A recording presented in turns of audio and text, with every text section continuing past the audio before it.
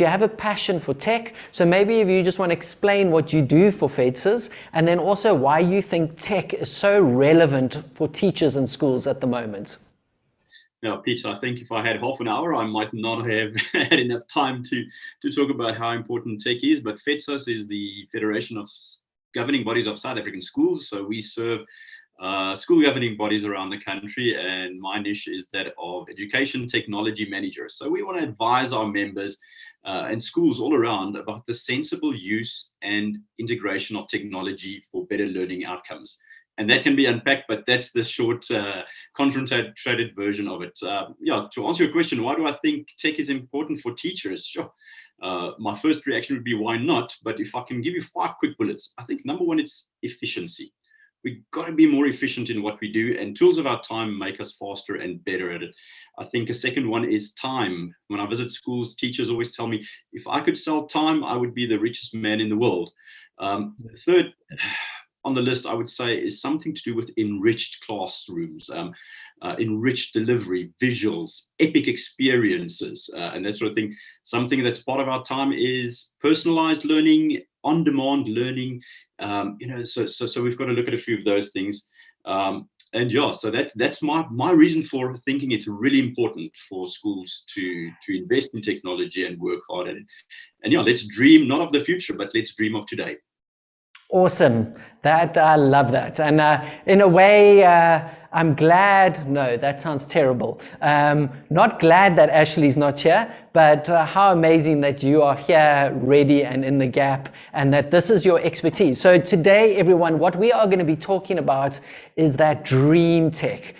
So we've got some dream tech that we're going to show you now, as well as just a person presenting on visuals. We're then going to show you a couple of cool things that we think you might love. And then we have straight from a Joburg school, someone who won an idols competition. And he's in fact a teacher. It's Vol Idols, but we'll just say Vol small. It's idols.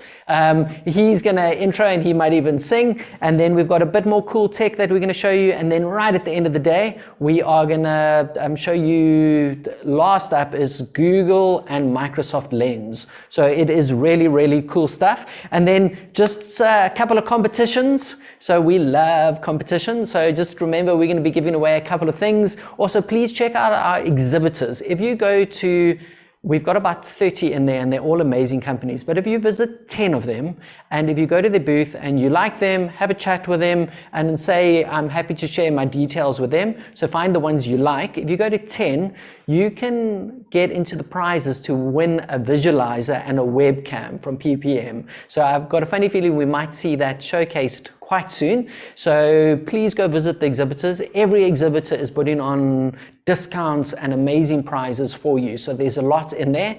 And then also, if you want to win on social media, visit our Facebook Live, post on Insta. See, I'm cool. One of the cool kids. I say Insta, not Instagram. Jokes. Rian just shakes his head at me. Or on Facebook, any of those. If you repost any of our posts from the last 2 days of sessions you love, you could win yourself a 500 Rand Take-A-Lot voucher as well. Or is it 1,000 Rand? 500 Rand. Sorry, I needed to check these things. Okay, so that's really enough for me. We have lost Kevin somewhere, but the good news is Kevin still doesn't have a name for his baby. So we talk of the Kevin. Kevin, just before we get into our first session, 2 questions for you. Do you yet have a name for your baby? I don't, Pete. All right, everyone, can I ask a big favor? Can you please, in the chat bar, write down the name that you think for him? We did it this morning. We're going to do it now. Maybe it will inspire him with a name. I see Mike, Michael, Maya, lots of M's today. Oh, someone even said boy. That's getting there. James. All right, so it is a boy, yes. So thank you. That should inspire Kev. While he is scrolling through those names, Kev, what was your highlights from yesterday? From yesterday? Yeah. From yesterday, I really liked Claire. Claire was awesome, from Devonport in the UK, because they have already done what we are currently busy doing. So she's kind of went through, starting in 2013, 14, 15, 16, all the way up until this year. And I really enjoyed just the process that they went through. And I love the way she said they're using Chromebooks, but you could use anything. You could use Microsoft, you could use Apple. And I just liked the way they did it. I love the process. I love the talk. I love what she showed and the stuff that they went through. That was super useful for me, especially because I'm busy doing it with my current school and I've done it with many other schools. It was just cool to see. I really enjoyed it. Yeah, love that. So for those that Claire was in the morning session, so if you're not part of the morning sessions, we'll make that available on demand as well. And then Kev, I believe you've been having some fun in the discussion topics and jumping on and having a chat. Anything in the discussion topics that stands out for you? There's a lot, Pete. There's a stack here. I actually got invited by one of the attendees. They want to connect and meet up with one of the Minecraft things. So they want to do like a esports things with Minecraft. And I said to them, that's great. That's awesome. I'd love to do it. And then also, I'm a bit of a technical nerd. I'm a bit of a geek. So I quite enjoy the more technical ones. I enjoyed the VoIP one. Some of the people speaking about the VoIP stuff, that was cool. There's a lot, Pete. You just got to go in there, just scroll through it, see what you like, and then just join one, just chat. Especially, there's a couple of tech gurus as well. Yes, please explain those. Yeah, so guys, go into the exhibitors, go right to the bottom. You'll see the tech gurus at the bottom. You can actually book out time, and I'd suggest doing it soon because I think a lot of them are already fully booked.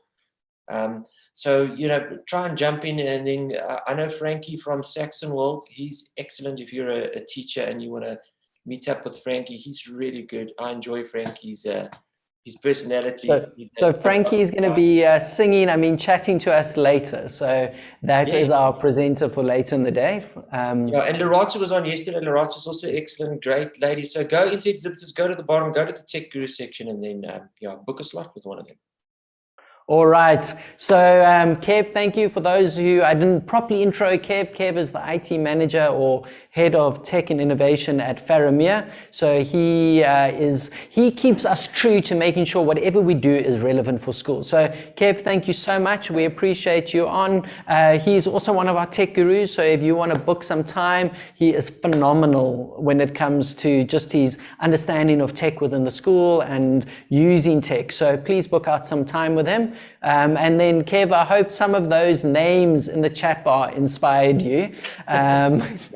You and your wife. I might get into trouble from your wife, but Kevin, thank you so much. Rian, I'm going to hand over to you. That's enough from us. Would you like to intro our first speaker up? Yes, would love to do that, but just want to add my name into the pot. Rian is a very beautiful name, Kevin. So just you can buy it from me for $50. No, next up we've got Ava from PPM, and we're very excited. This morning we spoke a lot about infrastructure, mobile device management, and that kind of thing. So it's very much infrastructure and environmental. But what excites me about what we're going to see now is the use of visuals in the classroom. So Ava is coming to us live from the PPM studio. She's going to be joined by Leon from PPN as well at some points in time. So we're very excited to welcome her onto stage and see the equipment that's being used. So there's going to be a showcase of a little bit of a lesson. Let me just see. Looks like they're ready, Pete. Yeah, I can see Leon's bum in the way. This is fantastic. Can we please record for the bloopers round? Take the camera over here. That's the classroom. Leon, we're going to have to get rid of that bum. Also, just so you know, Ava is actually, in fact, a teacher and a teacher trainer. So I'm quite excited for this session because it's actually tech, and as Rian said, it's also going to be around visual. So yeah, let's see what happens.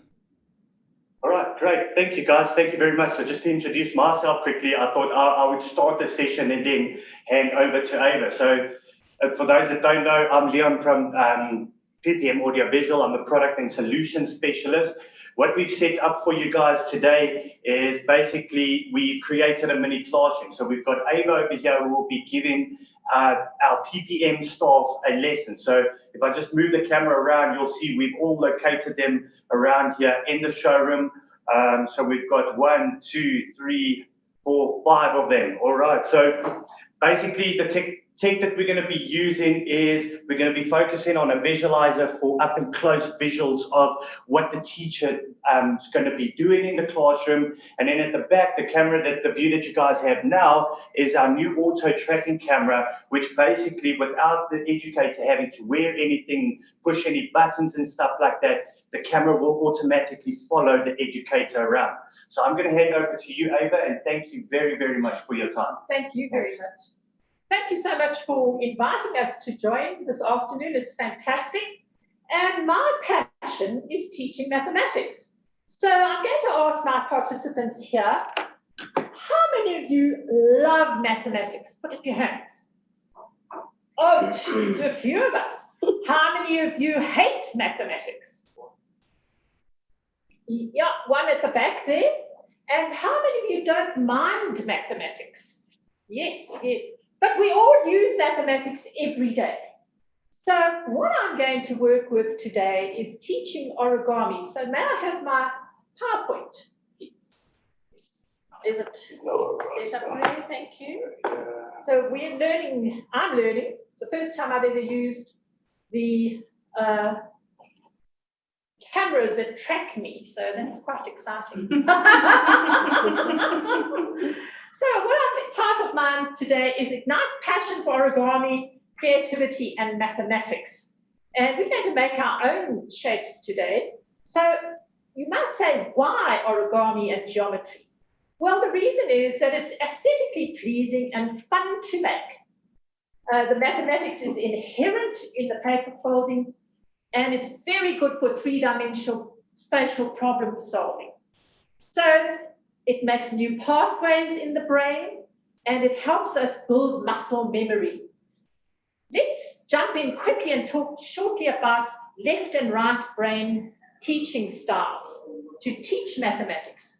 So maths anxiety is present in many students and teachers, and that prevents them from doing any mathematics successfully.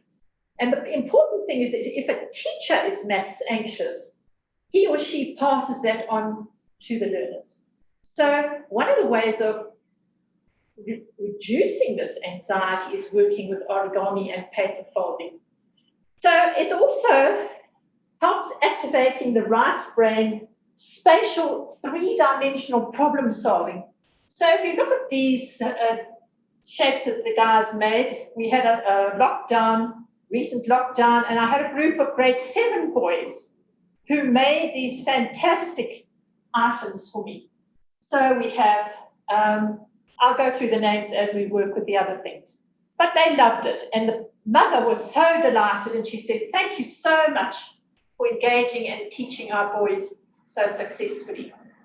So here's my class that I worked with. I had a project which ran for 5 years at Graceland, and we set up a mathematics classroom. All the equipment was there and to be used. And one of the things, funny enough, that we had was an overhead projector, because that was quite a while ago. So they haven't moved to the new technology yet. But there you are, fully engaged, loving what they're doing. They're totally focused, not messing around in the classroom, wanting to finish what they were doing. And here is my dear friend, Tapisu, right in the front. He was no good at his addition, subtraction, multiplication, division, but putting here in the origami class, he was the first one to come up with this multiplex challenge. He finished first in the class, whereas his numerology stuff, he is just so far behind. So let's see how we can carry on from there. So from my teacher projects, I have done many professional training online and for government. But with lockdown, I then pivoted to online teaching. And here we go. This was my first session. I started origami online with a group, again, a group of 3 or 4 kids. It was a family. They were in lockdown. And it was a very, very exciting new venture for me. I had never used a Zoom meeting before, but I have used the Ava Visualizer for about 6 years. So that part was familiar, but not the Zoom. And what did we make first was our Ninja Star. So what are we going to do today? Oh, and just as an aside, I've been a presenter at the International Creativity Conference for 23 years of the 25. Last year we had to go online, but also very, very successful. So yes, so today we're going to make our ninja star. But before we start folding paper, let's learn a little bit of the geometry that we need to know. So, cool. Sorry, Ava, can you hear me? Ava, can you?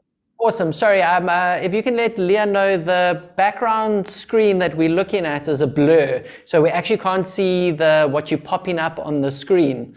So maybe Leon wants to zoom in a bit on that. Okay. Yeah, sorry. Yes. I'll tell you when it's looking good if we can see it. I think it's picking up on the reflection from our camera, but I'm loving this tech. We're getting some amazing comments coming in on the chat bar of people going, I want one for my classroom.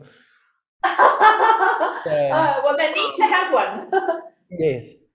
Leon, can you get that screen in? Oh, now we're getting another screen. Leon, if you press Alt Tab, and yeah, present.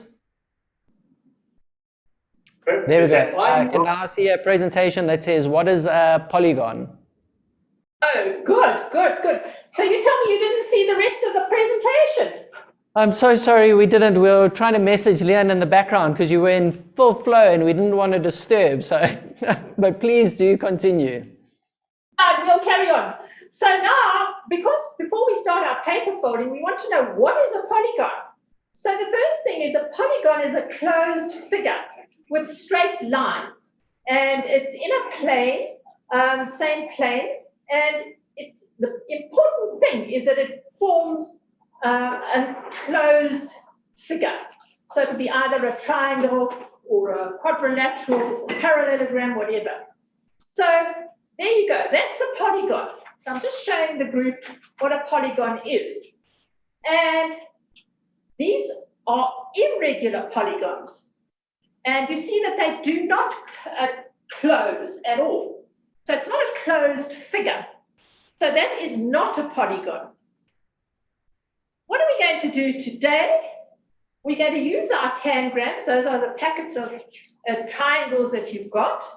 And I'm going to ask you to open your packet of triangles. So the first one says, take out the tangrams in the plastic bag. And it says we're going to use some of these pieces to construct shapes. So there should be no spaces between the pieces.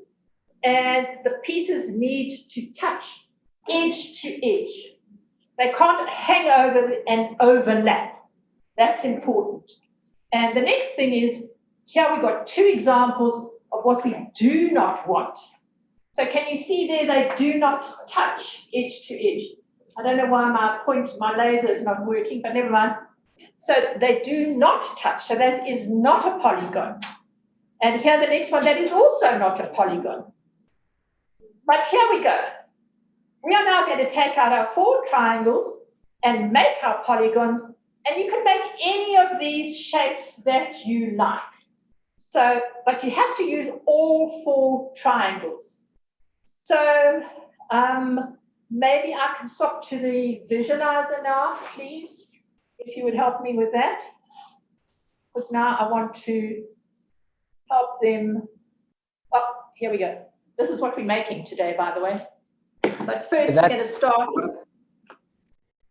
That's awesome. We can see what your visualizer sees. We can see that perfectly. That's pretty cool. Great stuff, great stuff. This is what we're going to be making. But we're going to start with our 4 triangles. Now, you have to use all 4 triangles to make the shape. And you can choose to make any of these shapes. So I'll write them down here on the piece of paper. It's called the 4 triangle investigation. So, but you have to use all 4 triangles together. So if you want to start putting them together, remember the secret is it must touch like this. It can't hang over like that. It has to touch. So this, but you have to use all 4 of the triangles to make one of these shapes. So I'm going to go around and assist as we need to. Yes, looking good. Yes. So over here, we've made a rectangle using all 4 triangles. Is the camera following me around, or what's it doing? I just need to check the technology. Yeah, the camera is following you around. That I'm blown away. I'm just imagining at the moment. I know a lot of teachers out there have kids that are not in class and are at home, and now they're having to teach online and teach in the class. But with this, you could literally teach both at the same time. This is phenomenal. Exactly right. So over here, once again, we have got another. Yeah, move it around a bit. Yeah, oh, looking good. You have to use all 4 triangles. And remember, people, the slower you go, the faster you get. Remember that in mathematics and geometry. The slower you go, the faster you get.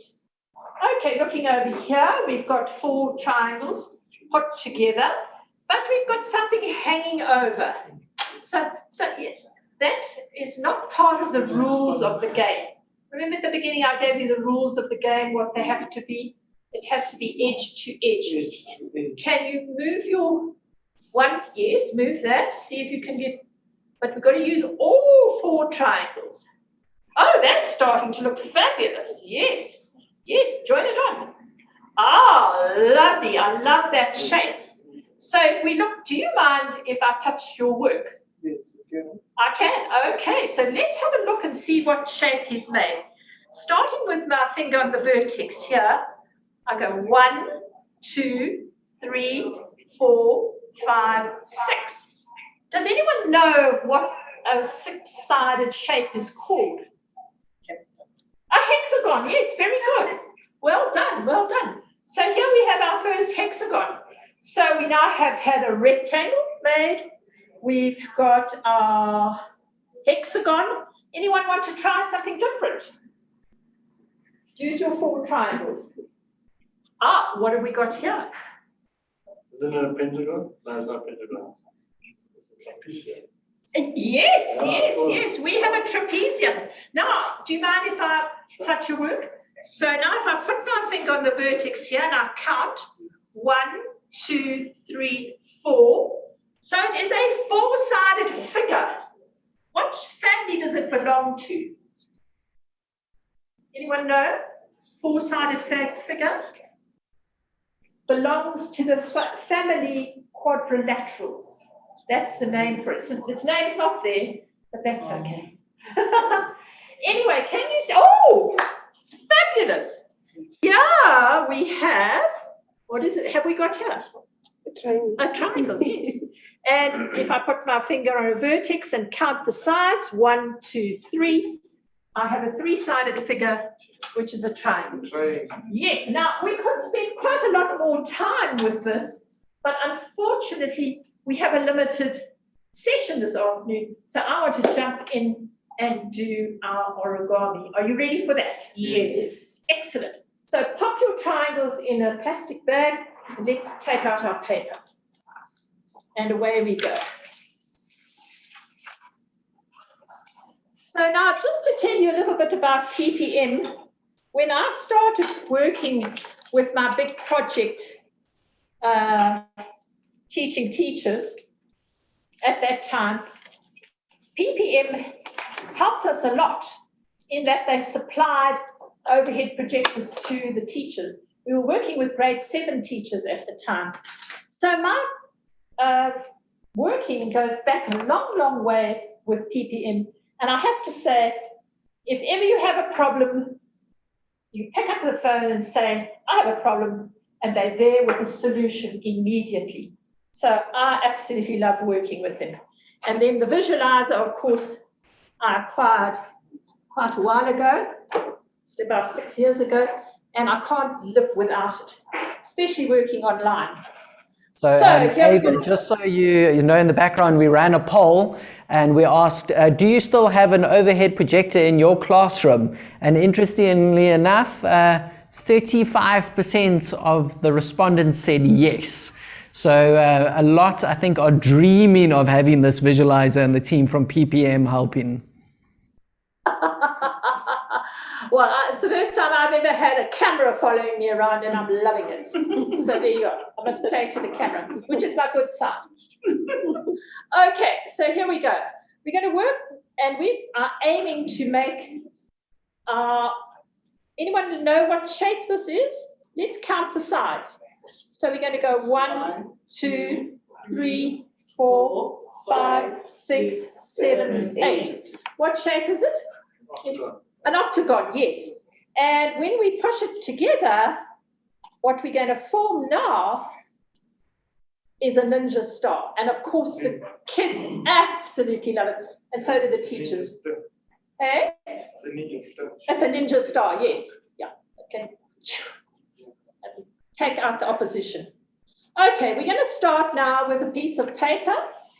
And when you pick up your paper to fold, it says to me, put it in your fingers like this. And one way it says, don't fold me. And the other way it says, fold me. Oh, that says, don't fold me. So you take the way which says, fold me. And our first fold is going to be in half.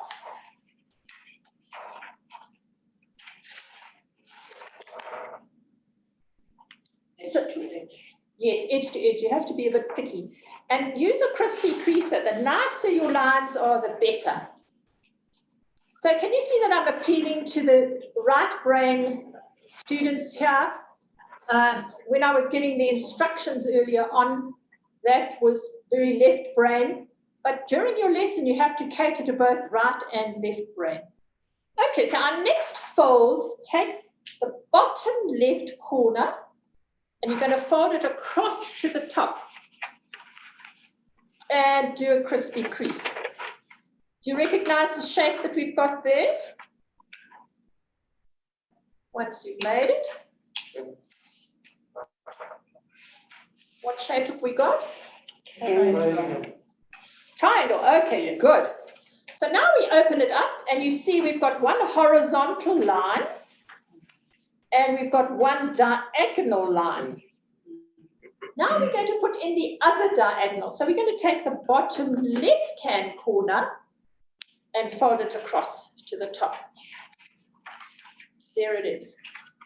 Crispy crease. And we open it up. Now we've got a horizontal, and how many diagonals have we got? 2, yes, 2, exactly right. Everyone that far? Have I lost anybody? No. Good show. Still on track. Good. So now we're going to take this, open it up. We're going to take this bottom left corner, and we're going to fold it to the point where the lines intersect in the middle here. So I've made another triangle. Everyone got that? Wave to me if you've got it. Good show. Now we're going to take the top corner and fold it down to that midway line and give it a crispy crease. Let's pick up now on our polygons that we did. Put your finger on the vertex and take your ice cream stick and run it along the side. Let's count the sides. 1, 2, 3, 4, 5. What shape have we got? A 5-sided figure is a? Pentagon. Pentagon. Yes, yes, very good.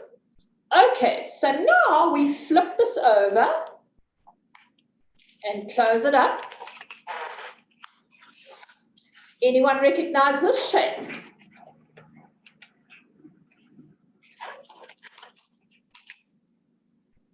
So it's got a set of parallel lines, so it is actually a trapezium. Now the Americans call it a trapezoid. So okay, so now if we count the sides, 1, 2, 3, 4, It belongs Ava, to sorry, the I hate to be talking over you, but just to let you know, for the live demo, we've got about a minute left, and then we want to get Leon on just to ask him about how people can get the tech. We're getting so many people asking how to get it. And it's great seeing people on the chat bar answering that it's a trapezium. So you've got a minute there to finish up if you can. Okay, so now we're going to finish this off. We're going to fold this in. So it's like a dog putting its tail between its legs.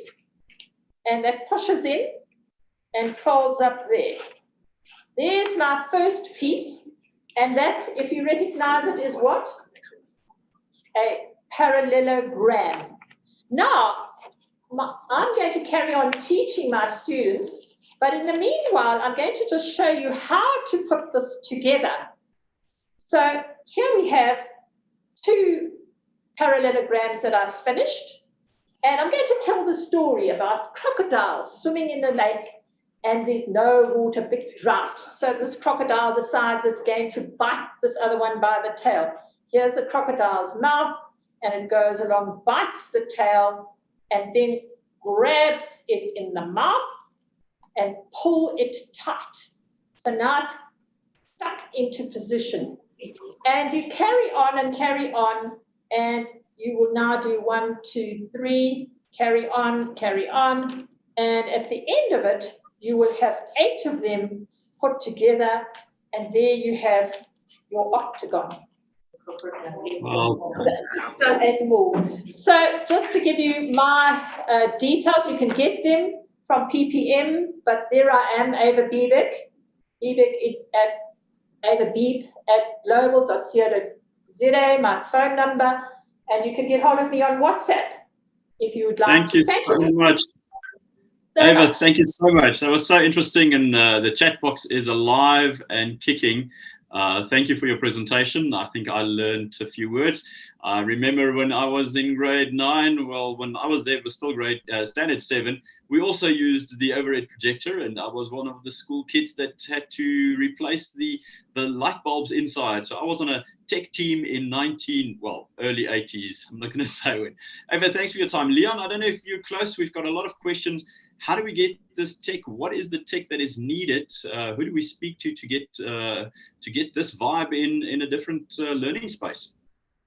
Yeah, so I think, thanks. I think one could easily contact myself, Andre or Hein. I think all our details are on our booth, so please go and visit our booth. We currently also put in the specific tracking camera at St. Andrew's School for Girls, and it's working wonderfully. We'll share a full-on lesson in accounting. We'll post a link up on our booth as well, where people can go and view that. And then the visualizers as well is an old favorite.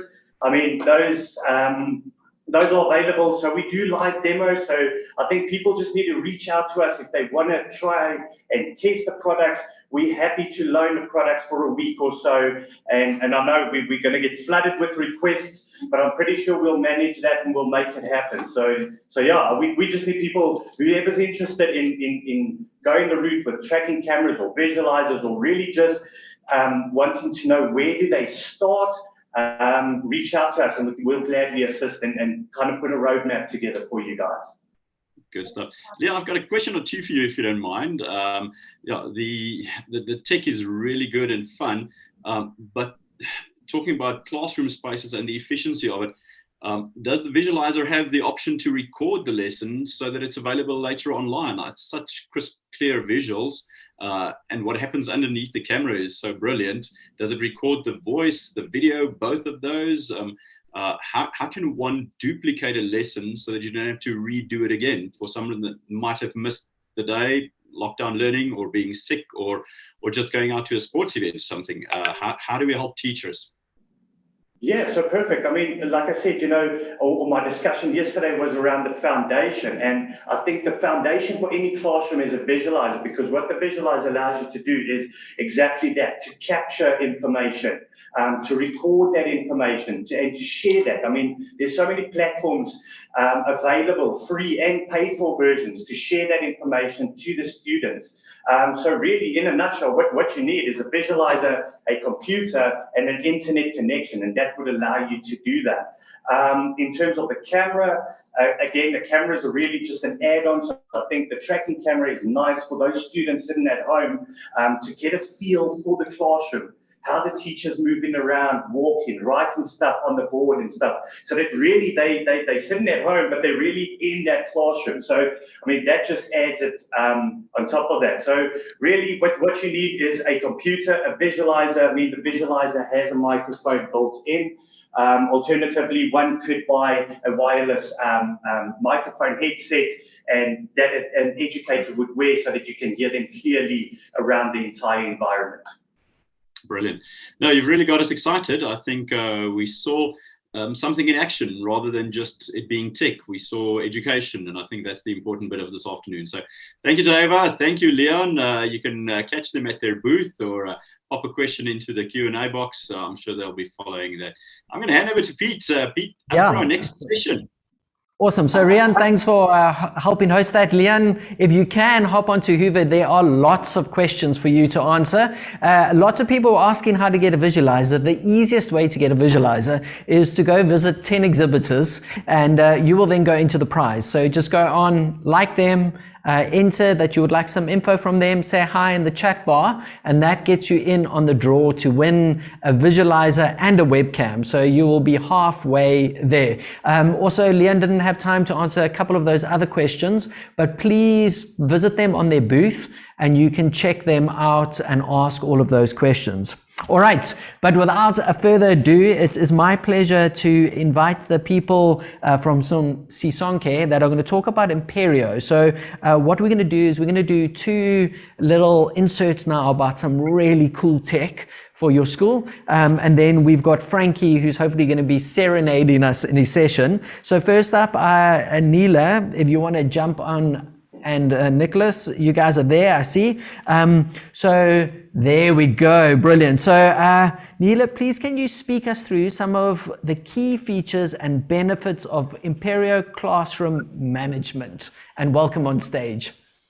Absolutely, thank you very much, Peter. I hope you can all hear me well. Yes. So I'm just going to share a very short presentation and just going to test that now. Hopefully everyone can share my screen. Can see my screen, sorry.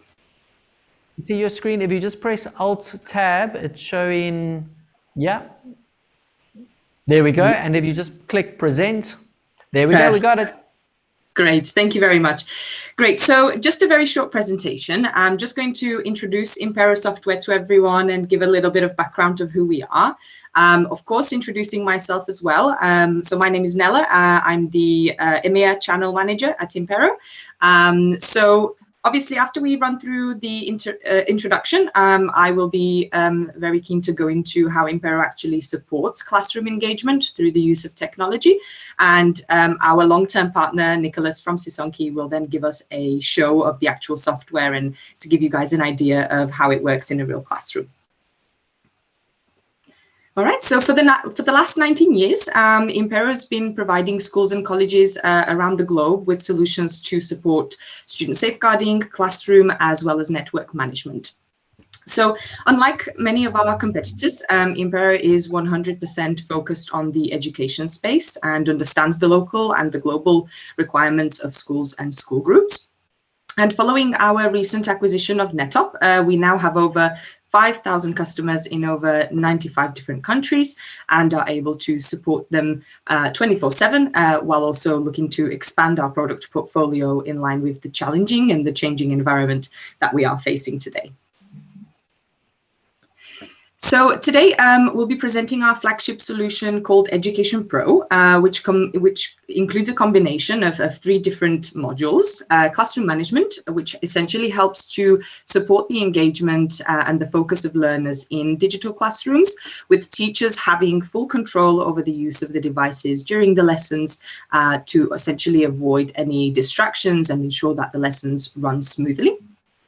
We then have an online safety module, which uses sophisticated algorithms, which detect over 13,000 potentially harmful keywords and phrases across all device types, providing a description of each capture and obviously giving the opportunity to the school that the students can then be educated about the safe use of the internet and avoiding harmful situations such as maybe cyberbullying from escalating any further.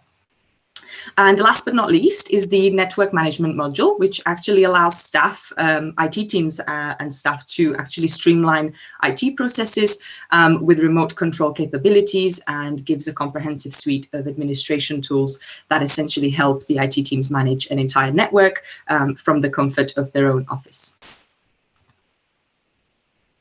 So for the rest of the session, we will focus on the features and the benefits to teachers and learners specifically. But as an overall benefit, Education Pro saves time for staff using the solution. And understandably, that is the one thing that we're all battling with at the moment.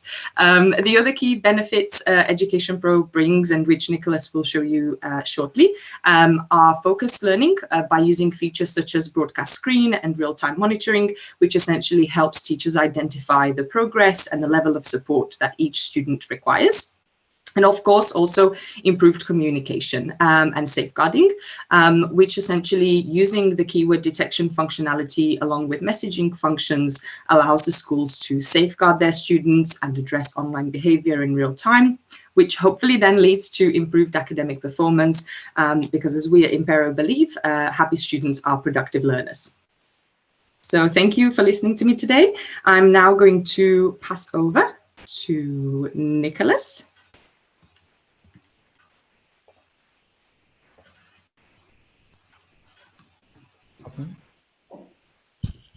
Nicholas, are you there? Have we lost Nicholas? No, I got muted for some reason. Well, we can sharing my screen. Can you guys see my screen? I can see a white screen with little slides on or blocks. You might want to make those bigger. I don't really know how to make them bigger. At the top, there's a little minus plus, which you can make the icons a bit bigger. If you can't, it's okay. Yeah, we can make the icons bigger. Yeah, that's true. Okay. There we go. There we go. So what we are seeing here is my classroom. And this is very nice because you can immediately see if there's any students that's not doing what they are supposed to be doing. So the guy on the left here, for instance, if we want to see a little bit bigger what he's doing, we can click on it. He is actually watching this presentation, so it will cascade into the background. And we are just going to show you some of our key features that we have. One of the features that I have seen a lot of teachers really, really love is what we call the attention feature. So if I go to group and I say lock group, this will lock the keyboard, the mouse, and the screen of the student and force the student to pay attention to what the teacher is saying in the front of the class. Once the teacher is done, they can just unlock the group and the learners can continue doing what they are doing. The next feature that we would like to show you is a screen broadcast in the case where you might not have a projector, or where it's just easier for a student to look at the screen in front of him than looking up to a projector. You can broadcast yourself or any of the students in your class to the entire class. And let's just say we are going to broadcast me. It will show you my screen to all the students. This will also block their keyboard and mouse, and they will only be able to see what is happening on their screen instead of being fiddling around with going on the net or doing something else while the teacher is trying to demonstrate something. Our next feature would be to block the internet. All of these features that I am demonstrating right now can be done for an entire class or for selected students. So let's unselect this guy before we block his presentation, and we will just block the internet for these 3 students. We can say group block internet, and it is simple as that. I'm going to use one of our admin features to show you how we've blocked the internet. I can single click on that computer to bring it up, click on remote control, and I now have remote control of this computer.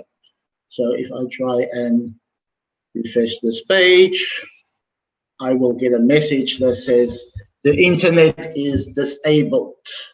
That will now block the student.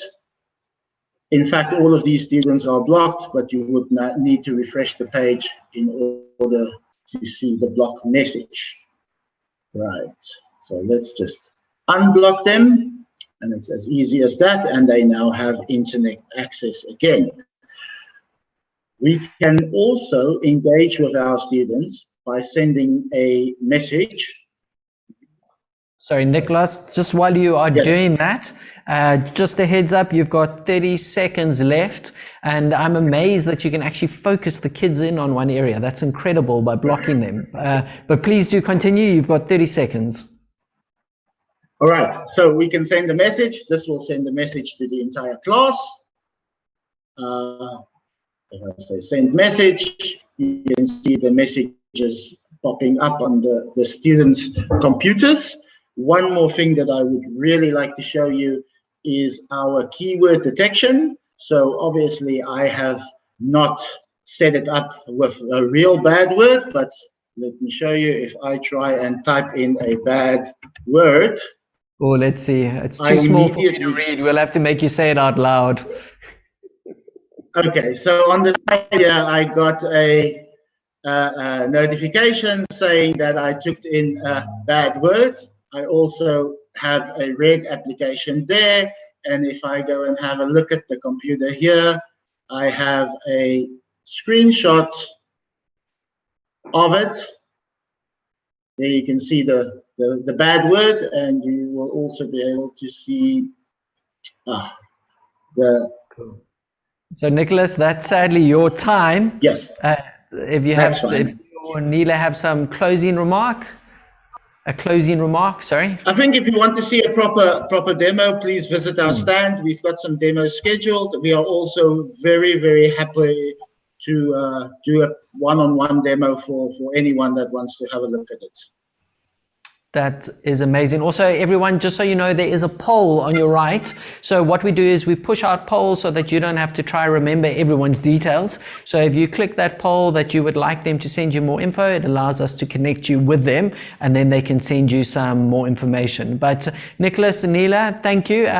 Neela, any closing comment? 10 seconds? No? No, all good. Just thank you everyone for watching, and visit our stand for some exciting news.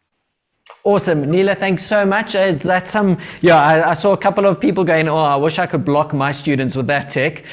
So that is, and that's what we want to do with we want to give you real teachers talking, but we also want to uncover some new innovative tech. So I'm going to hand over to Rian, who's going to introduce our next person who has a product I think a lot of you will know. And then after her, we are going to have a session with a singing teacher, which I'm really excited for. He actually just sent us a photo of how he set up his studio, and it makes me look like average. So quite excited for that. But Rian, over to you to introduce our next speaker. Thanks, Peter. I think it's exciting stuff that we've got on the lineup today. I'm not a singing teacher. I'm not going to even try. Come on, sing. My daughter will give you something like Barcelona, but not me. All right, so next up we've got Megan Holliday from Too Simple, the crowd that is commonly known, I think, in my neck of the woods as Purple Mash. So Megan, thank you for joining us this afternoon. Too Simple is one of the major sponsors of the event. So We're really keen to hear what you have to say. Yeah, I don't know if you're ready and going to share something. Megan, take the floor. I am ready. Thank you, Rion. It's awesome to be here. We're super, super excited to be sponsoring and working alongside you guys, and also just to be chatting to you today about Purple Mash. So as a teacher, what I've really loved about Purple Mash is just that it's so easy, and it really is a tool that can make a teacher's life so much simpler. Knowing the pressure that teachers are always under, I really feel like this is just a full solution that can really just almost take some of that pressure off. So as a teacher, haven't you always just wished that there was one space where you could create your lesson content, keep it safe, and then deliver it easily and in an engaging way, and making it meaningful, And if you haven't thought of that, I'm sure you are now, but I'm pretty sure that as teachers, it's a wish that you've had on your wish list. So at Too Simple, we are really passionate about education, obviously, but we're also super passionate about content delivery, and we really believe strongly that it needs to be at least these three things. It needs to work. It needs to be practical, right? It's got to work for the teacher. It's got to, at the very least, create learner engagement, and it's got to be simple and fun, because look, teaching and learning is meant to be fun, right? And I'm really glad to tell you that Purple Mash can do all of that for you guys, and it can do more. So today I'm going to take you through your dream content delivery process, right from creating your lesson all the way through to delivering it to your learners and then marking the work and giving them feedback. The best part is that you can keep it all neat and tidy in one space online. And my favorite feature of our task setting tool is that you can leave your learners audio voice messages. So if they're too young to read the descriptions, or just if you haven't seen them for a while, it's so great to up their engagement and create that connection that is so important in teaching. So I'm going to jump right in, because I don't have much time, and start showing you on our Purple Mash platform. I'm going to share my screen with you, and I'm going to show you how to create a task, get it out to your learners in under 5 minutes, because that's probably as much time as I have right now. So you'll see me going onto Purple Mash. My screen's not sharing. Give it a second. Hopefully it will. Yeah. It's attempting to share. It was showing. It was showing a second again. If you just share screen and then press Alt Tab, let's try that. Share screen and press Alt Tab. Yeah, there we go. And again, just to jump through your tabs, or click on the tab at the top that you want to present. Oh, that's better. There you go. Got it. Right. So you'll see at the top of the screen, there's a search bar. This makes finding your content within Purple Mash super easy. So say we want to do a book review. We're going to type in book review. Say we're doing it for our grade 5s, and it's going to give you a plethora of possible book reviews. You can use a plain one that you can make, or you can use one that's got content in it already. And you'll see as you click on it, it gives you the option to set as to do straight away. So you're going to click set to do, and it's going to take you through to a screen. You would have seen on the bottom there was a Google Classroom sign. It's our single sign-on. We're totally fully integrated with Google Classroom and Microsoft Teams. So if you're loving what you're seeing so far and panicking about the fact that you're already comfortable with your content delivery system, you can just integrate us right in there. So it's going to take you to a screen where you can give your activity a title and a description. Other than your written description, the really cool thing is you can copy and paste an embed code from a video or an audio book and pop it into that description bar, and it goes through to your learners with an embedded video. You can then go down and you'll see you can add an audio instruction. You can literally record yourself speaking to your class. So high grade 5s, we're going to be doing a book review of Men and Mice today. Have fun and enjoy the work that's attached. And easy as that, you're recorded and that message is going through to your grade 5s. Once that's done, if you have any supporting documents, PDFs, you can just add those in like you would usually add an attachment. Super easy and quick to do. Once you've done that, you're going to click on next. It's going to take you through to putting your name, who set the task. You can click on setting objectives and set your specific objectives that you want to. And if you want to, you can add tags. You're going to click on next. There, it allows you to set the date that you want the work to become available to your learners. So when will they be able to see it? And then the date that you'd like it to be handed in. It also gives you options to tell your learners if you want them to do the work at home or at school. And one of my favorite features about the to-dos is you can set a repeat. So if you've got revision work or like typing exercises or multiplication or bonds or something that you want them to practice on a monthly or weekly basis, you can pop that in and repeat it. You don't have to keep remembering to go back. And whenever they have a chance, they can jump in and complete the work. We're then going to click on next. And you've got the option to assign the task to your classes. So you can either assign it to the whole of the grade 5s or grade 4s, to grade 4B, or to certain kids within the class. Once you've chosen who you want to assign the work to, you click on Set to Do. And just like that, you've sent your activity with your videos and your descriptions through to your class.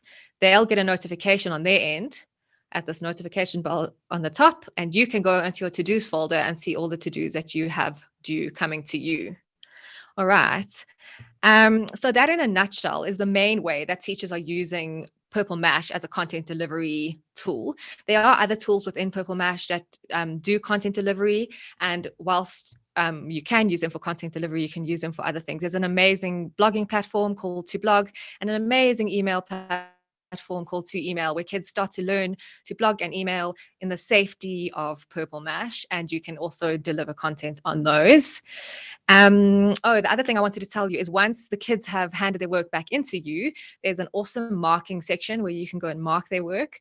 You can leave comments. Again, you can leave audio messages for them, and there's even like a little virtual reward system that you can play with, and the kids absolutely love receiving those rewards from their teachers. And I think like the main point that I really want to drive home to all the teachers today is that Purple Mash really, really is an all-encompassing sort of tool that you can use for not only lesson creation, but also for lesson delivery. It's an amazing place to just keep everything together. And then, like I said to you, like I mentioned, we fully integrated with Google Classroom and Microsoft Teams. You can also click us right into there so that you can carry on using the methods that you're comfortable with alongside Purple Mash. I think that's it from us for today. I don't know what my time's like. Your time is just about up. That's why I'm coming live on the screen. I'm sitting in Joburg, Pete's sitting in Cape Town. I don't know where you are, but the wonder of technology. Megan, thanks for that. Amazing. I think a few great comments coming in on the chat box as well. I must say that my kids used Purple Mash for a free sign up during last year's lockdown period. Yes. And I believe that you guys have some special deal if you sign up before end of September. Do you want to talk about that? Yeah, awesome. We've got a few promos running just for Schoolscape. So for Purple Mash, if you sign up before the end of September and pay by January. Cool. And if you pay by January, the airtime is up. Megan, pay by January, we can finish that sentence.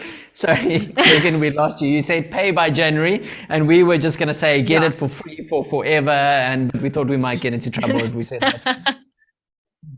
No, pay by January and you'll get the rest of this year for free, and then your license will run for the whole of next year if you sign up before the end of September. And then also go and enter the draw in our the raffle in our booth, because we've got an amazing prize up for grabs. It's an amazing self-care hamper for teachers, and I know that every single one of you teachers out there deserve it this year.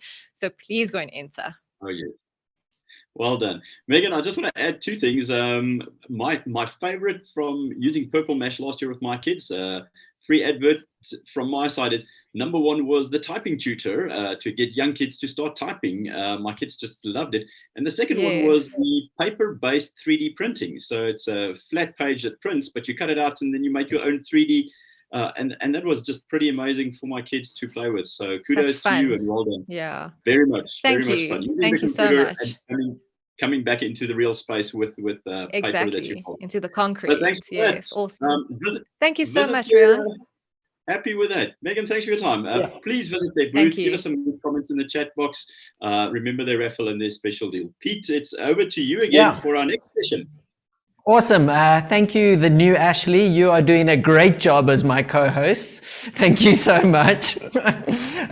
All right, everyone. I realize we've got one more quick product thing that we want to showcase you, which is going to be awesome. And then Frankie is going to be up and singing. So I'm going to invite Jack onto the stage. Jack is from Parrot. While I'm doing that, yesterday, I have never laughed so much when I was reading some of your stories as teachers of online learning and what went wrong. One of them that mentioned yesterday was someone was teaching and the kid came on as like an 8-year-old, and the kid and the dog were wearing matching little outfits. And she said her class from that moment was in hysterics and she couldn't control it. So what we're going to do is when Jack is finished speaking, we are going to run another competition just because this is just too good not to do. So if you have a great story for us of what happened online, please will you post it, and there will be another R1,000 another 1,000 Rand voucher up for grabs. But that's enough from me. I would like to introduce Jack, who's from Parrot.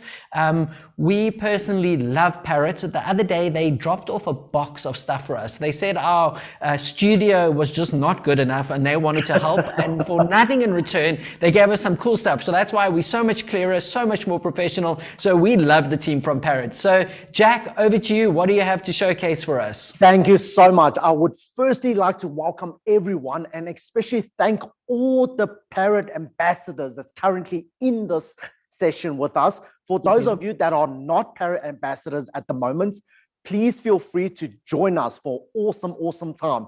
So to start off today, you'll see my presentation is very different from what you saw today.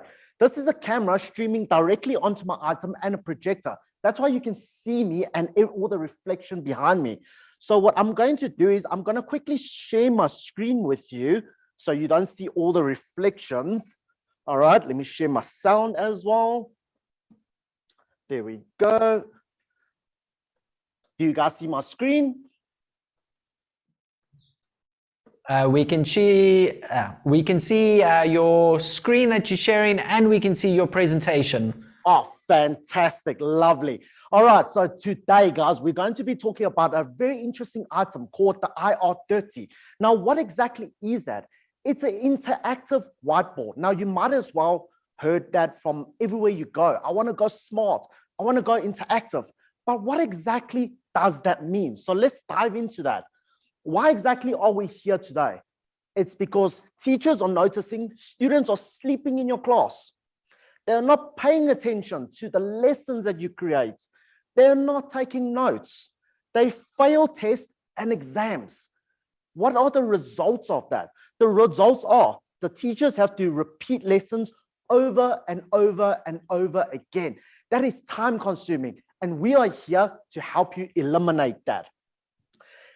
By the time I'm done with this presentation, I'm hoping that I will demonstrate to you how powerful it is to have the power of versatility at your fingertips. Now, are you ready to see the fruits of your hard labor? What is the most common thing that classrooms will have? They'll have chalkboards, they'll have a pull-down screen, and they'll have a whiteboard that you can write on. But that's not effective because when you write on chalkboards and whiteboards, kids don't pay attention. When you rub it off, they can't take notes anymore. That is where the interactive whiteboard comes in handy. So what is the IR30 interactive whiteboard? It is an all-in-one touch board that makes use of all your current projector and computer, allowing you to interact with your peers at the tip of your finger. And literally, and that's exactly what I'm doing now. Because when you're in front of your material, you're not just communicating your lesson to your peers. You're actually having a monologue with them. They don't pay attention. They don't want to respond. But when you interact with your physical material, like what I am doing in front of me. So for example, let's take my pen and let's highlight it. The topic we're talking about today is the IR30. With the click of just my finger, I highlighted that. Now I can write there, important. Excuse my untidy handwriting. But just like that, I can annotate. Okay. Now, why is this so important? Because at the end of the day, you want your students to actually pay attention to what you're doing so that you don't sit up countless of hours preparing those lessons for nothing. All right, let's quickly exit here quickly. All right. So why are we so different between our technology and everyone else? First of all, it is a plug and play. So IT side will love this because there's no services, there's no maintenance. You just plug it in and it works. It does not have to be on a physical network for this board to work. There's no drivers. That means you're never going to come into complications. Now, this is where the interesting part comes in. It comes with free software, which I'm going to dive into and show you what it's about. We give free training. So when you get this product, we send out a professional trainer to you to show you how to utilize this product to its maximum potential. And most importantly, it comes with free after-sales support. If you have any technical errors with your board, feel free to email us at prsupport@parrot.co.za. One of our agents will immediately get on the phone and try to help you resolve the issue. Examples of using Microsoft product. As you can see, what I'm doing today is I'm using the Microsoft PowerPoint. So let's close that because this is what we're familiar with. All right. So let's close that and let's quickly go to Excel. So in Excel, I have a file open here, and then we can use the interactive whiteboard and we can ink on it. So let's start inking. And these are all the softwares you're comfortable with. So let's highlight Monday. Monday is important. All right, we don't have much time, so let's jump.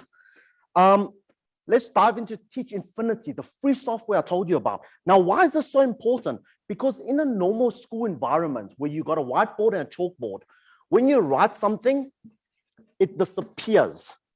With us, you can replay this, you can save this entire file to any place you want and email it. All right, so let's stop that. And most important, you can drag. So you never run out of space. And you can just import that. And for example, all the teachers at the moment that's doing matric exams, let's import one of the memos. Okay, there we go. This is one of the memos you guys are currently using to mark your exams. Now, the great part about it is we can annotate on it. So if we see a mistake, instead of writing it, taking a picture, noting it, you can just annotate on it. Let's use a different color. Let's say over here, he, she. With the new definition, let's put they. And now these are very, very important factors that you can use it with. Now, the great part is with all the presenters at the moment sharing all their wonderful products, this board, you can use it with all their great products as well. For example, I went onto Microsoft Store and I just downloaded one single app. Okay. At the moment, this is the most spoken thing about at the moment is the coronavirus. Now I've got a 3D model here that I can rotate and I can say, just show me the RNA and protein. Now, do you see how effective? Because the power of touch allows me to engage with my clients. Now, I know I'm running short on time, so yep. I'm going to leave the You are running short, just to let you know. Keep going. So before I leave you guys today, I would like to thank everyone for their time. Now, I got a question for you. Are you ready to interact with your crowd? Are you ready to interact with your students? So if you'd like to find out more, please kindly email us at sales@parrot.co.za. Alternatively, you can call us on 010-140-4900. Thank you so much, everyone, for your time today. And I wish you guys a lovely day ahead. Brilliant, Jack. Perfect timing. Michelle, just to answer your question, it doesn't count if Jack says it. Sorry, Jack, it's if anyone mentions the C word, there's a penalty I have to pay. Luckily, but it's only if one of the hosts mention it, so I'm safe. But Jack, I love it. Teachers, what we wanted to do today is just really showcase you some of the cool tech that is out there, so that one day when you're looking at budgets or you have budget, that you can actually go and say, this is what I want in my classroom. And I have to admit, today we've had some incredible companies, but the guys from Parrot are just so generous. You know, they just sent us stuff and said, just for you, sort yourself out, look professional. So Jack, love what you do. Thank you for being generous to us. We really appreciate it. And also, once again, there is a poll. If you would like more info from Jack and the team at Parrot, just say yes, and it allows us to then share your details with them so they can contact you. So Jack, thank you so much. And then David, just in response, I didn't say it, I said the C word, so I am safe. All right, Jack, thank you so much. Thank you so much. Cool. Ladies and gentlemen, the next session is definitely, I think, the one I've been looking forward to quite a bit. So I don't think I can say too much more, but before he starts, I'm just going to say, if you have a funny online or a shocking online teaching story, please put it in the chat bar and you could possibly win yourself a 1,000 Rand Take a Lot voucher. And now, with no further ado, I am not going to sing because I'm going to leave that to Frankie. But Frankie is a teacher, he's passionate, and he's going to talk about embracing tech, and his backdrop is way cooler than mine. So Frankie, the stage is yours. Thank you so much, Peter. Hello, everybody. Before I start, I just have to attend to an emergency quickly. Just bear with me. Emergency broadcast. Emergency broadcast.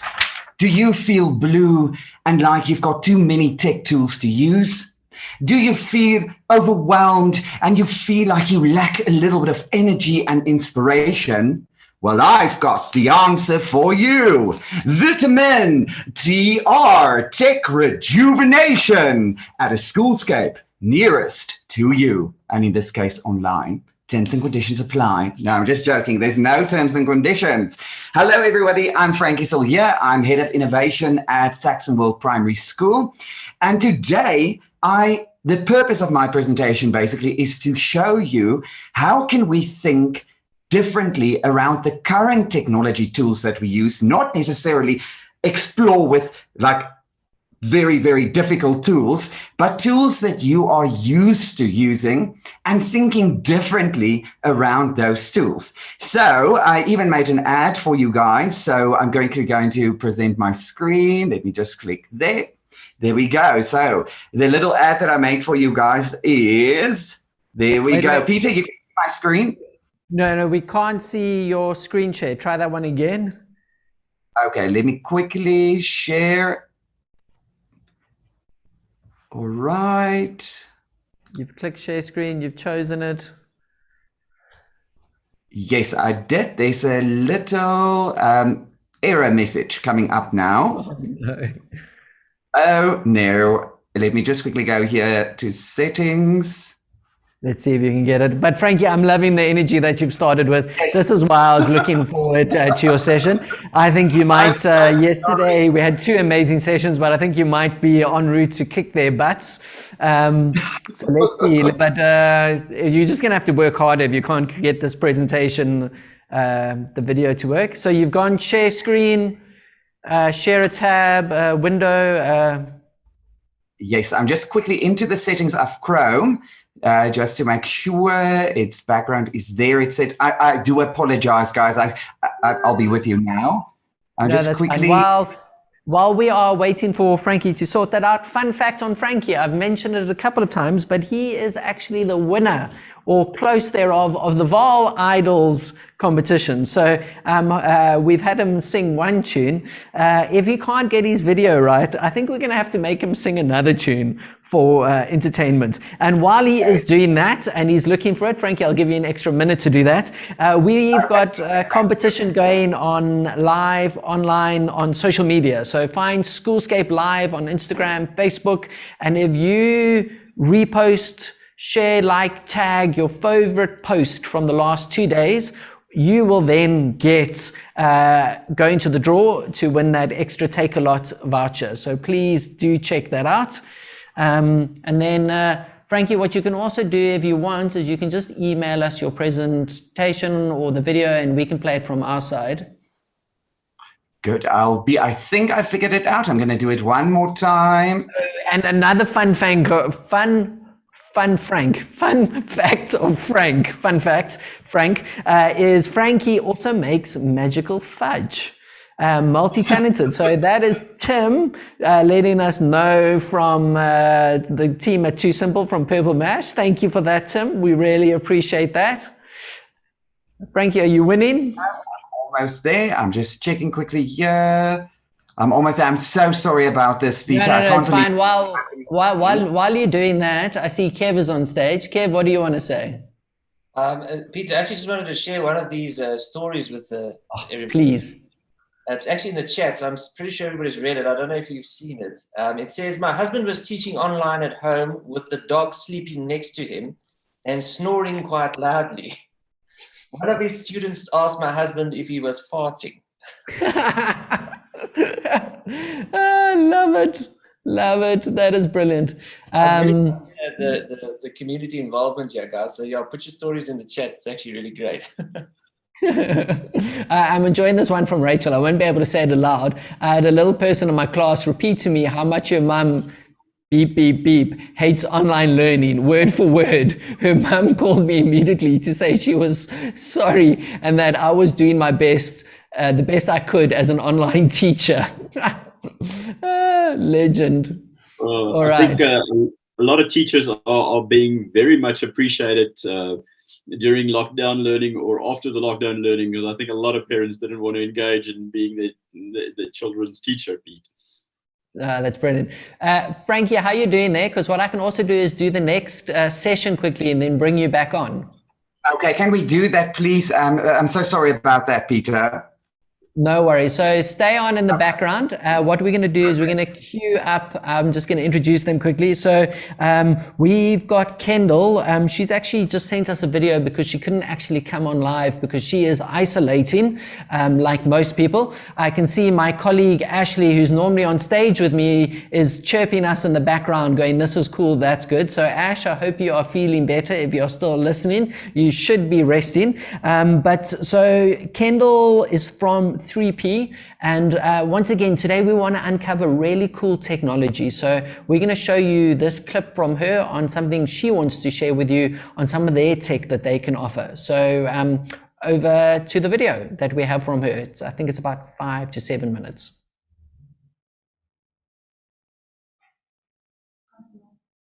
We can't hear. Did you share audio? Task, because there are so many reasons. Sorry, everyone. So if I go too fast and you miss something, please. Hi, everyone. I'm Kendall Benny. Really pleased to have this opportunity to show you some of our programs. But to tell you why teachers love our programs in less than 10 minutes is a mammoth task, because there are so many reasons.